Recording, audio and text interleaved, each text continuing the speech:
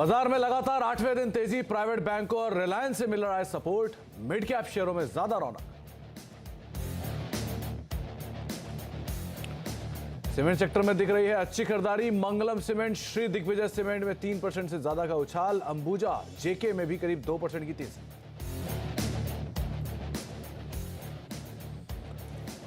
Brazil और भारत में उत्पादन कम होने की आशंका से शुगर शेयरों की बढ़ी मिठास। सिंभावली शुगर, राणा शुगर, शक्ति शुगर में करीब 4 से 6% तक का उछाल। त्रिवेणी इंजीनियरिंग, श्री रेणुका और बजाज हिंदुस्तान भी करीब 3% से ज्यादा ऊपर।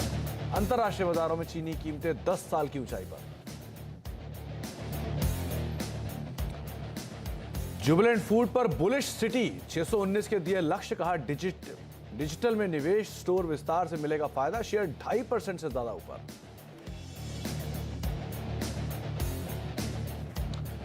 चौथी तिमाही के नतीजों से पहले टीसीएस के शेयरों में फ्लैट कारोबार। कांस्टेंट करेंसी रेवेन्यू में करीब 1% की बढ़त संभव। मार्जिन में भी दिख सकता है सुधार। और सोने चांदी में जोरदार चमक। घरेलू बाजार में सोना 61,000 के करीब, चांदी निकली 76,000 के पार। इंटरनेशनल बाजार में भी चढ़े चांदी के दाम 1 साल की ऊंचाई पर।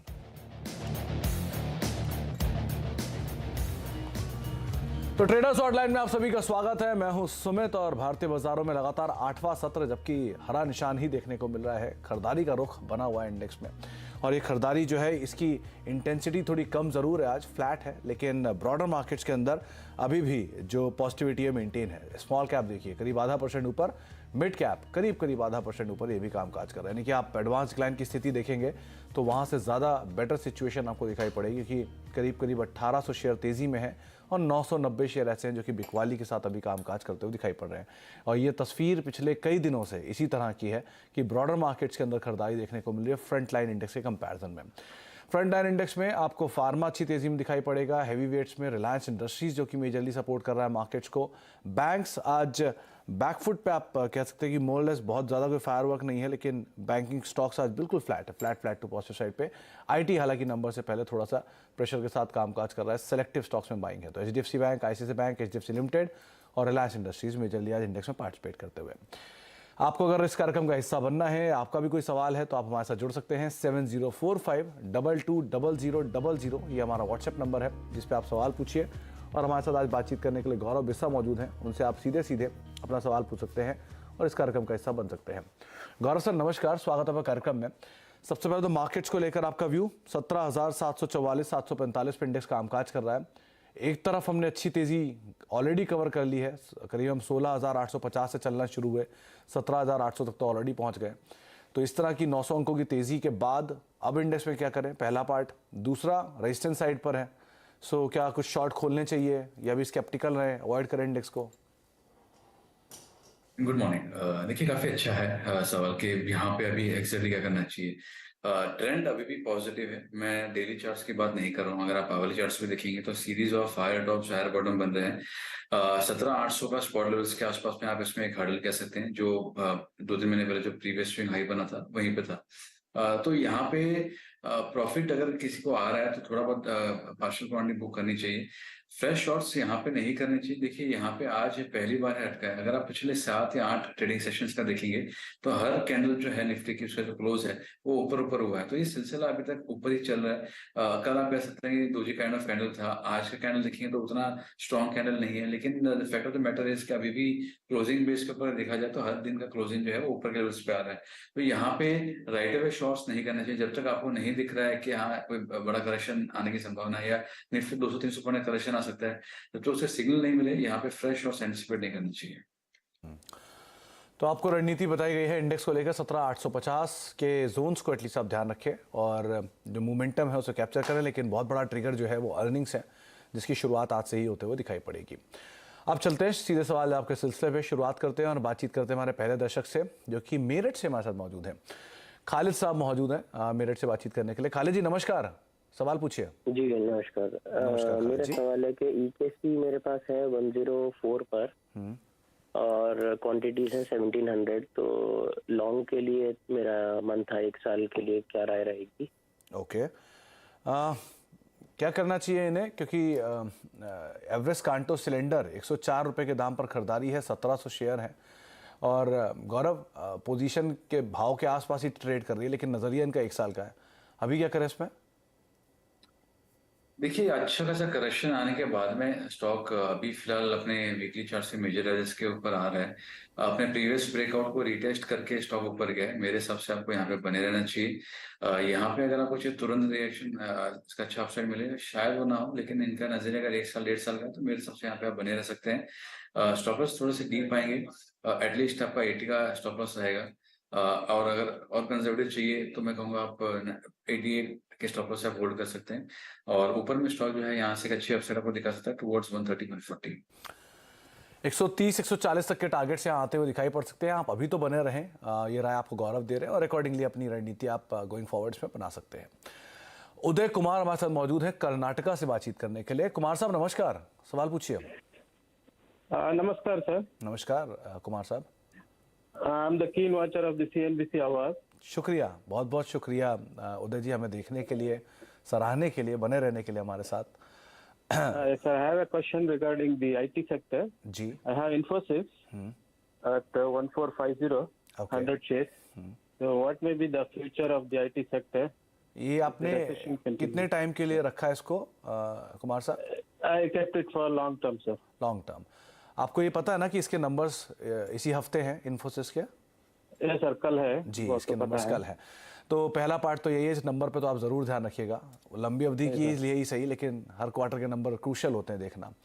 गौरव सर, अब सवाल है इनका इन्फोसिस पर। इसमें तो कोई दो राय नहीं कि quality wise company ahead of league है, टॉप IT कंपनीज में शुमार है, देश की दूसरी सबसे बड़ी IT कंपनी है। क्या करना चाहिए? ये नज़रिया रखते हैं लंबी अवधि का और होल्ड कर सकते हैं। अभी क्या करें अपने स्टॉक में? देखिए, अगर आपका नजरिया 2 साल उसके ऊपर का है तो मैं समझता हूँ काफी अच्छी अपसाइड आपको देखने मिल सकती है इन्फोसिस में और निफ्टी IT इंडेक्स ओवरऑल के अंदर। काफी स्ट्रॉन्ग मोमेंटम में है, अप ट्रेंड में है। मेजर ब्रेकआउट्स हमको देखने मिले थे, तो यहाँ पे थोड़ा सा कंसोलिडेशन देखने मिल सकता है प्रॉब्ली 1-2 महीने का। बट अगर आपका नजरिया 2 साल से ज्यादा का है तो यहाँ पे काफी अच्छी अपसाइड आपको देखने मिल सकती है। मेजर मूविंग एवरेज के नीचे करीब ये ट्रेड कर रहे हैं, तो यहाँ से गिरावट बहुत ज्यादा मुझे लग नहीं रही है और एक अच्छी अपसाइड आपको यहाँ से देखने मिल सकती है। आप बने रह सकते हैं। जी, तो आप अगर लंबी अवधि का नज़रिया रखते हैं, यानी कि 2 साल से ज़्यादा का नज़रिया रखते हैं, तो आप ज़रूर बने रहें स्टॉक के अंदर। 1, क्वालिटी वाइज कोई इशू नहीं है, प्राइस वाइज इशू है तो आप अकॉर्डिंगली नीचे आए तो कॉल ले सकते हैं उसके बाद दोबारा। और नंबर्स को हर क्वार्टरली आप वेट करिएगा, और डिविडेंड पे ऑफ्स अच्छे हैं, ग्रोथ अच्छी है, बायबैक्स आते रहते हैं, तो अकॉर्डिंगली आपको यहाँ पर प्रॉफिट भी बन जाएगा। लेकिन आप होल्ड करें, ये आपको राय दी गई है। बातचीत करते हैं अगले दर्शक से। हमारे साथ अब दुर्गा दास जी मौजूद हैं गोवा से बातचीत करने के लिए। दुर्गा दास जी नमस्कार। नमस्कार। नमस्कार सर। क्या सवाल है आपका? मेरा सवाल है सर, मैंने 14 जनवरी 2022 में 90 शेयर बायोकॉन के लिए थे एट द रेट ऑफ 372। 1 साल के ऊपर हो गया सर, लेकिन वो तो वहीं पर है 249। क्या करें सर, उसको लॉन्ग रन में रखे या बेच दूं? तो दुर्गा दास जी, आपने जब ये खरीदारी की और उसके बाद होल्ड भी किया, तो ये शेयर तो वहां से आधा भी हो गया था एक टाइम पे, अभी कुछ दिन पहले तक। जी सर। तो आपने बेचने की नहीं सोची उस समय पर? नहीं, क्या करूं, बेचा तो लॉस में जाऊंगा। हाँ, तो आप लॉन्ग टर्म होल्ड करेंगे, राइट? हाँ। ओके। और खरीदना अच्छा है कि यही पूछ रहा हूँ। ओके, तो गौरव, बायोकॉन के शेयर हैं और ऑब्वियसली बात है बहुत ज़्यादा करेक्ट हुआ है ये स्टॉक। ये लार्जली अंडर परफॉर्मर रहा है इस बारी का, और इनकी खरीदारी से करीब 150 रुपये पर शेयर के आसपास घाटा है। ये लॉस में तो नहीं बेचेंगे, और एवरेज करके नीचे ले आए कॉस्ट को, क्या करें? देखिए, एवरेजिंग के लिए भी एक रीजन होना चाहिए कि आप कोई पर्टिकुलर स्टॉक को क्यों एवरेज करेंगे। तो यहाँ पे मुझे फिलहाल वो नजर नहीं आ रहा है। स्टॉक अपने मल्टीपल एवरेजेस के नीचे ट्रेड कर रहा है। मंथली चार्ट्स पे आप कह सकते हैं कि इमीडिएट सपोर्ट से एक बार थोड़ा सा घूम रहा है, बट बियॉन्ड दैट कुछ ऐसा पॉजिटिव लग नहीं रहा। तो मैं कहूंगा आप यहाँ पे बने रहिए। यहाँ पे आप फ्रेश एवरेजिंग के लिए मत देखिए। 180 का आपके लिए स्टॉप लॉस होगा, उसके नीचे का जगह तो फिर दिक्कतें बढ़ सकती हैं। तो यहाँ पे बने रहिए। करेक्शन यहाँ से बहुत ज्यादा फिलहाल लग नहीं रहा है। होल्ड कीजिए, एवरेज मत कीजिए। तो दुर्गा दास जी, जब आप कुछ नहीं खरीद सकते बाजार में, तो आप समय खरीद लेते हैं ताकि आप और समय तक के लिए उसको होल्ड करें। तो यहाँ भी आपको यही राय दी गई है कि आप समय खरीदिए, बने रहिए, और शेयर मत खरीदिए भले ही, लेकिन एटलीस्ट बने रहिए। तो कॉस्ट थोड़ी वापस ऊपर आ जाए, लॉस अब यहाँ से और ज़्यादा डाउन साइड की उम्मीद कम दिख रही है, बहुत ऑलरेडी करेक्ट हो चुका है। तो आप बने रहें, वो ज़्यादा बेटर रहेगा आपके लिए। अगले दर्शक से बातचीत कर लेते हैं। हमारे साथ राजन कुमार मौजूद हैं पटना से बातचीत करने के लिए। कुमार साहब नमस्कार, सवाल पूछिए।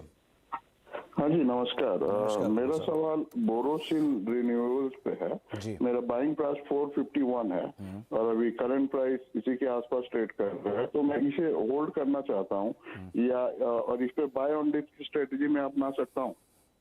ये कुमार साहब, आपकी खरीदारी कब की है? ये लगभग 4 या 5 महीने हो गई, तो मैंने 400 के लेवल्स भी इसमें देखा हुआ है।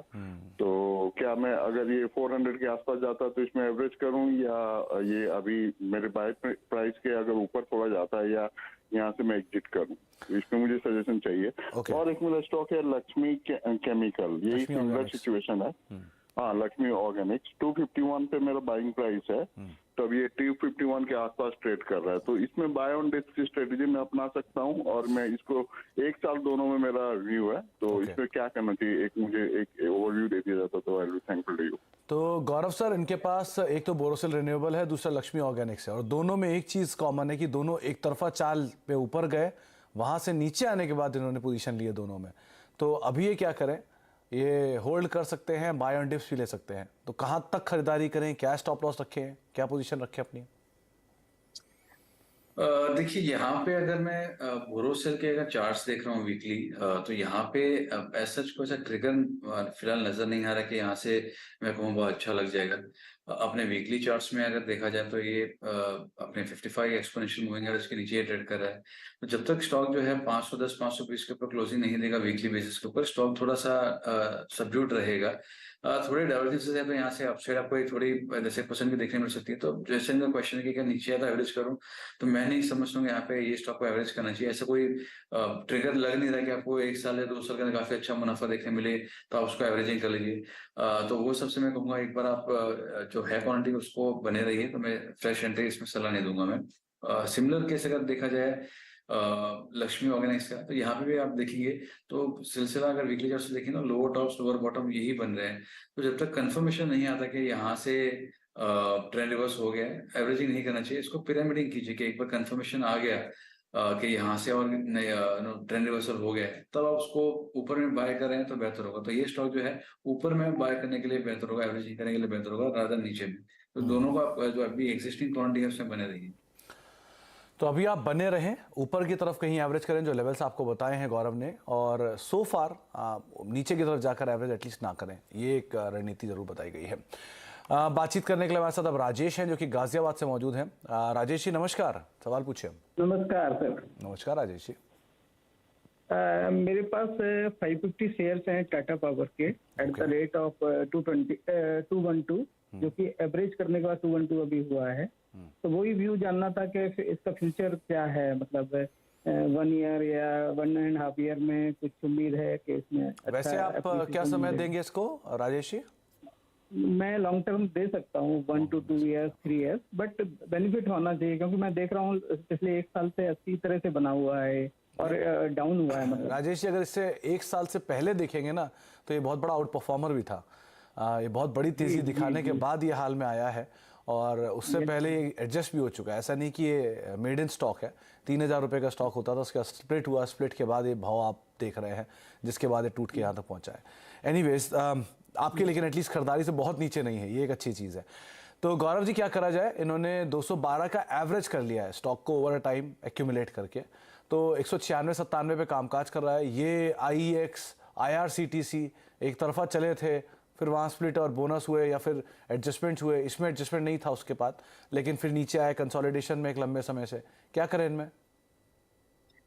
देखिए यहाँ पे एक 1.5-2 साल का जो आप कंसोलिडेशन कह रहे हैं, एक ब्रेकडाउन हुआ है ट्रायंगल पैटर्न का टाटा पावर के अंदर। अभी उसको रिटेस्ट करके फिर स्टॉक जो है उसको नीचे ही ट्रेड कर रहा है। 200 के इसके ब्रेकडाउन थे, उसके नीचे ही ट्रेड कर रहा है। 190 का क्लोज इसके नीचे अगर आता है वीकली का, तो उसमें प्रेशर और बढ़ जाएगा। 150-160 के लेवल आपको देखने मिल सकते हैं। तो यहाँ पे मैं इसमें बुलिश नहीं हूँ, इनके प्राइस से बहुत ज्यादा दूर नहीं। मैं सलाह ये दूंगा एक बार एग्जिट कीजिए। इनको अगर बाय करना है तो कोई भी अगर वीकली क्लोज 220 के ऊपर आती है तब आप री एंटर कीजिए। अभी के लिए मेरे सबसे एक बार एग्जिट करना बेहतर होगा। तो राजेश जी, कोई भी तेज़ी मिले, लॉस थोड़ा मिनिमाइज हो, वहाँ पर आप निकलने की कोशिश करें, ये आपको एक राय दी गई है। और अदरवाइज इसमें हमेशा, इस स्टॉक में नहीं, किसी भी स्टॉक में ये चीज़ ध्यान रखिएगा कि आप जब ले रहे हैं उससे पहले उसकी चाल कैसी रही है। जो चीज़ ऑलरेडी बहुत चल चुकी है और थोड़े थकेगी तो है ही, वो ये सिचुएशन यहाँ पे बन रही है, तो आप उस हिसाब से कॉल लीजिए, वो ज़्यादा बेटर रहेगा। कुछ सोशल मीडिया के जरिए भी सवाल आए हैं, वो भी शामिल कर लेते हैं। सुनील मित्तल साहब ने एक सवाल पूछा है, इनके पास पीएनबी का एक लॉट है, 48 रुपये के दाम पर एक खरीदारी है। तो गौरव सर, लॉट है तो ऑब्वियसली बात है इस महीने की ही इनकी एक्सपायरी होगी, कैरी फॉरवर्ड अगर ना करें तो क्या करना चाहिए?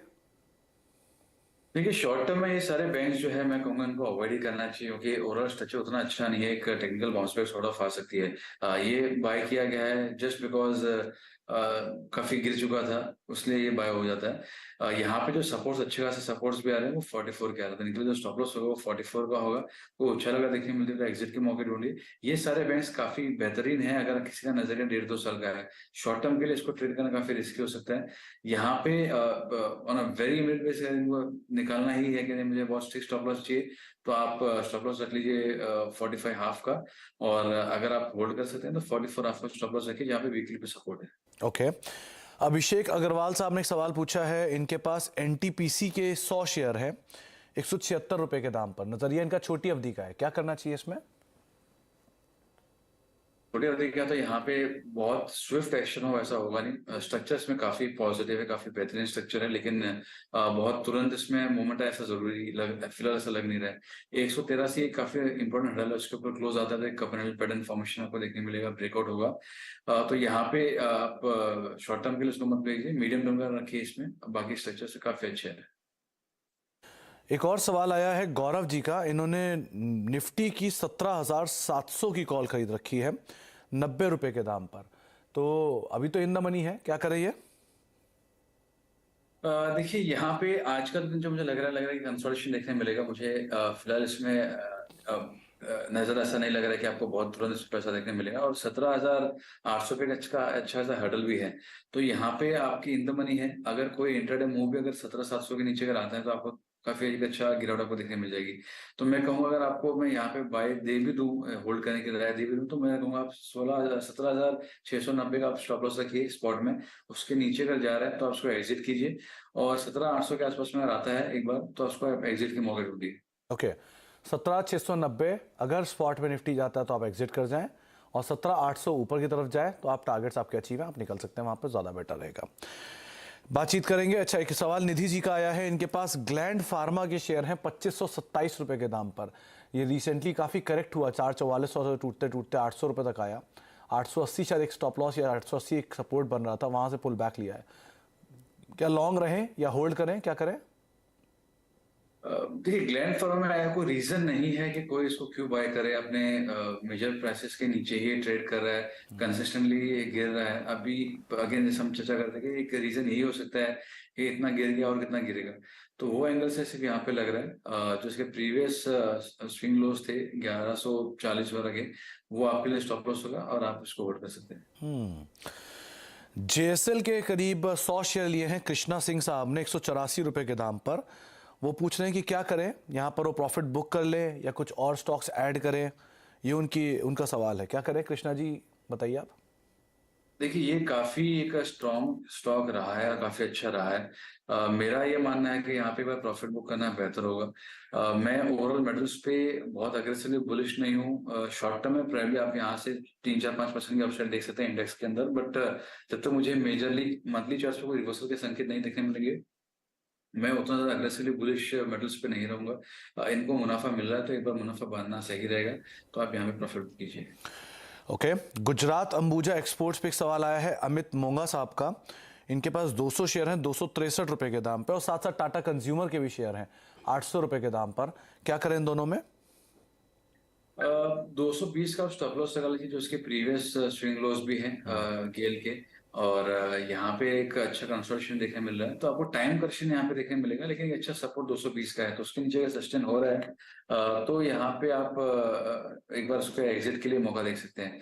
और दूसरा आप चर्चा कर रहे थे टाटा केमिकल की। टाटा कंज्यूमर गौरव, टाटा कंज्यूमर। ओके, सो टाटा कंज्यूमर अगर मैं डेली चार्ट्स में अगर देख पा रहा हूँ तो यहाँ पे आपको देखने मिलेगा कि बीच में कंसोलिडेशन को देखने मिला था। अब यहाँ पे वो कोशिश कर रहा है कि उसके बाहर निकले, लेकिन अभी भी अगर देखा जाए तो सपोर्ट्स के आसपास में बने रह सकते हैं। 680 का इसका सपोर्ट है तो उसमें बने रह सकते हैं, लेकिन जो कंसोलिडेशन देखने मिला है जस्ट लाइक निफ्टी, कि यहाँ से आपको अगर देखेंगे तो पिछला 15-16 महीने से कंसोलिडेशन ही चालू है। तो यहाँ पे एक रेंज में है, ट्रेड कर रहा है, आपको टाइम करेक्शन और उसमें लगेगा, होल्ड करना पड़ सकता है, स्ट्रक्चर से खराब नहीं है। एक इंटरेस्टिंग सवाल है राहुल चड्ढा साहब का। गौरव, इनके पास सर्फ के 2 फ्यूचर हैं। सर्फ के 2 फ्यूचर मेरे ख्याल से हिंदुस्तान यूनिलीवर की ये बात कर रहे हैं, क्योंकि उन्हीं के प्रोडक्ट है सर्फ। तो सर्फ के 2 फ्यूचर है इनके पास 2433 रुपए के दाम पर। मैं एज्यूम कर रहा हूँ कि शायद हिंदुस्तान यूनिलीवर है, तो क्या करना चाहिए ना? देखिए, पैसा बन रहा है यहाँ पे, या एसआरएफ तो नहीं हो सकता गौरव? ये हो सकता है। देखिए मैं अपने जो कोलीग्स हैं उनको मैं मजाक में उनको एसआरएफ के लिए बोलता हूँ। तो एसआरएफ पे ही राय दीजिए आप अपनी। हाँ, तो एसआरएफ की अगर बात की जाए तो यहाँ पे एक अच्छा ब्रेकआउट हमको देखने मिला था, तकरीबन 2350 के आसपास में। वो आपके लिए स्टॉप लॉस होगा। जब तक ये सस्टेन हो गया तो एक अपसाइड आपको देखने मिल सकती है। हर्डल्स जो है उसके 2440 के हैं, वो अगर सस्टेन हो गया तो बड़ी अपसाइड आपको देखने मिल सकती है टुवर्ड्स 2550 2600। स्ट्रक्चर पॉजिटिव है, हायर टॉप हायर बॉटम बन रहे हैं लोअर टाइम फ्रेम में, तो इसमें बने रह सकते हैं। ओके, आशुतोष साहब का एक सवाल आया है। इनके पास 500 शेयर हैं आईटीसी के 274 रुपए के दाम पर। बहुत ही बहुत ही पुरानी खरीदारी लग रही है। सो अभी और क्या करें? ऐड करें इस लेवल पर, बने रहें इसी पोजीशन के साथ? क्या करना चाहिए ना? यहाँ पे तो नहीं ऐड करना चाहिए, बट कोई अगर करेक्शन में अगर आता है टुवर्ड्स 370, मैं समझता हूँ एक अच्छी अपसाइड आपको वहां से दिखने मिल सकती है। और लॉन्ग टर्म का नजरिया अगर है किसी का तो ये अभी भी आउट परफॉर्मेंस दिखाएगा अगेंस्ट एचयूएल। तो मुझे लग रहा है कि काफी अच्छी अपसाइड आपको यहाँ से देखने मिल सकती है आईटीसी में आने वाले समय में। कोई गिरावट 370 के करीब आती है जो इसने कुछ समय पहले किया था, तो वहां पे बाइंग के मौके ढूंढिए। मनीष कुमार सैनी साहब का सवाल है। इनके पास अंबुजा की 400 की कॉल है अप्रैल की, और ये इन्होंने 7.5 रुपए के दाम पर बाय की है। क्या करना चाहिए इसमें? क्या स्टॉप लॉस रखे? अंबुजा आज तेजी में, इनफैक्ट पूरा सीमेंट आज तेजी में 0.3% ऊपर है। क्या करें 400 की कॉल में? देखिए, यहाँ पे एक बार के लिए बने रह सकते हैं। मुझे लग रहा है कि 400 एक इमीडिएट हर्डल है। अगर 400 सस्टेन हो जाता है तो एक क्विक अपसाइड टुवर्ड्स 415 आपको देखने मिल सकती है। तो यहाँ पे बार बने रहिए, और आज की जो इसका जो लो है 4.5 का, वो आपके लिए स्टॉप लॉस हो जाएगा। तो आप बने रहें, आज के लो को एक स्टॉप के तौर पर रखिए और अपनी पोजीशन में बने रहें। ये आपको राय दी गई है अंबुजा के संदर्भ में। एक सवाल और आया है, वो है रमेश कोठारी साहब का। इनके पास मेड प्लस के आईपीओ के शेयर हैं 800 रुपए के दाम पे 25 हो गए। इन्होंने 25 के दाम पे 800 लिखा है। खैर, 800 रुपए के दाम पे 25 शेयर हैं। क्या करना चाहिए इन्हें? देखिए, मेड प्लस की अगर बात की जाए तो यहाँ पे कोई ऐसा पैटर्न सच नहीं है। समझिए, एक रेंज में ट्रेड करा है जहाँ पे 790 का काफी स्ट्रॉन्ग हर्डल है और 600 के आसपास में काफी अच्छा सपोर्ट है। तो यहाँ पे आप है तो बने रहिए, टाइम करेक्शन रहेगा। ये इस रेंज से कब बाहर निकलेगा बोलना बहुत डिफिकल्ट है। लेकिन स्ट्रक्चर में कहूंगा इसमें अच्छी बात यह है कि इसके वीकली चार्ट देखेंगे तो इसमें लोअर टॉप लोअर बॉटम से हायर टॉप हायर बॉटम बना है, तो ट्रेंड रिवर्सल हमको यहाँ पे देखने मिल रहा है। तो यहाँ पे आप फिलहाल बने रहिए, समय लगेगा, लेकिन इसका स्ट्रक्चर बहुत ज्यादा खराब नहीं है लॉन्ग टर्म पर्सपेक्टिव के हिसाब से। तो आप बने रहें, लॉन्ग टर्म पर्सपेक्टिव के हिसाब से इतना समय खराब नहीं है। एक लीना बेन का सवाल आया है एलम्बिक लिमिटेड और एलम्बिक फार्मा दोनों पर। इन्होंने इनमें पोजीशंस रखी, भाव नहीं लिखा है। क्या करना चाहिए एलम्बिक लिमिटेड और एलम्बिक फार्मा में? क्या बने रहे? देखिए, एलम्बिक लिमिटेड की अगर बात की जाए तो फिलहाल एकदम ब्रेकआउट रिटेस्ट के बाजू में ही है, और यहाँ पे मैं कहूँगा आपको 50 या 52 रुपए के स्टॉप लॉस से बने रह सकते हैं। सस्टेन हो गया तो अपसाइड आपको देखने मिल सकती है। वहीं अगर हम बात करें अगर एलम्बिक फार्मा की, तो वो भी सपोर्ट्स के आसपास में है, लेकिन स्ट्रक्चर में कहूँ बहुत अच्छा है वैसा नहीं है। जो प्रीवियस इसके स्विंग लॉस थे 440 के, वो आपके लिए स्टॉप लॉस होगा, उसको होल्ड करके आप रह सकते हैं। तो एलम्बिक लिमिटेड, एलम्बिक फार्मा दोनों को लेकर आए। विशाल नायक साहब पूछ रहे हैं क्या पिडीलाइट खरीदारी के लिए सही जोन में है, यहाँ पर ऐड किया जा सकता है? सो करंट भाव पे ऐड मत कीजिए, मेरे हिसाब से थोड़े ऊपरी लेवल्स पे कीजिए। एक बार 2400 का सस्टेन हो जाता है तब उसको ऐड कीजिए। 100 रुपए का स्टॉप लॉस होगा, 10 से 15% के टारगेट्स होंगे, आपको शॉर्ट कवरिंग में देखने मिल जाएगी। और कंसोलिडेशन में ट्रेड कर रहा है शॉर्ट टर्म के अंदर, तो वो रेंज के बाहर भी स्टॉक आ जाएगा। चलिए, बहुत बहुत शुक्रिया गौरव हमारे साथ मौजूद रहने के लिए, सभी दर्शकों के सवालों के जवाब देने के लिए। एक बड़ी तादाद में आज आपने दर्शकों के सवालों के जवाब दिए। बहुत बहुत शुक्रिया अपना समय में देने के लिए और हमसे बातचीत करने के लिए। मार्केट्स के अंदर 17,757 ये मौजूदा स्तर है, यानी कि 1/4% की बढ़त है। लेकिन बाजार में जो मूव है वो है मिड कैप स्मॉल कैप में, 0.5% ऊपर मिड कैप और करीब 0.5% ऊपर स्मॉल कैप कामकाज करते हुए। तो मिड कैप डे हाई पर आ चुका है और स्मॉल कैप इंडेक्स पे अब ऑलमोस्ट डे हाई पर कामकाज करता हुआ दिखाई पड़ रहा है। तो ब्रॉडर मार्केट्स में खरीदारी, फ्रंटल इंडेक्स में लोअर लेवल से एक पुल बैक और निफ्टी बैंक हरे निशान में फ्लैट टू पॉजिटिव साइड पर कामकाज करता हुआ। ब्रेक का वक्त है, ब्रेक के उस पार खिलाड़ी नंबर 1 का अपडेट। नमस्कार।